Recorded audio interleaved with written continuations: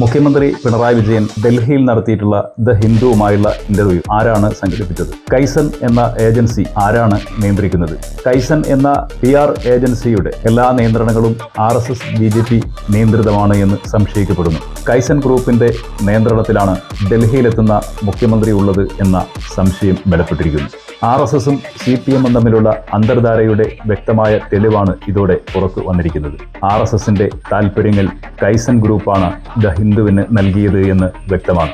RSSും CPMും തമ്മിൽ ചേർന്ന് പ്രവർത്തിക്കുന്ന ഒരു മേഖല രൂപപ്പെടുകയാണ്. രാഷ്ട്രീയ കേരളത്തിൽ ആരാണ് ഹിന്ദുത്വയുടെ ഏറ്റവും വലിയ സംരക്ഷകർ എന്ന നിലയിലായിരുന്നു CPMും RSSും തമ്മിലുള്ള ഒരു ഒത്തുതീർപ്പിലേക്ക് എത്തിയപ്പോൾ കണ്ണൂരിൽ CPMും BJPയും ഭായിമാരായി മാറുകയാണ്. കോടിയേരി ബാലകൃഷ്ണന്റെ പ്രതിമ അനാച്ഛാദന ചടങ്ങിൽ BJPയുടെ കണ്ണൂർ ജില്ലയുടെ നേതാക്കൾ പങ്കെടുത്തത് CPM RSS BJP സൗഹൃദ രാഷ്ട്രീയത്തിന്റെ പരസ്യമായ പ്രഖ്യാപനമാണ്.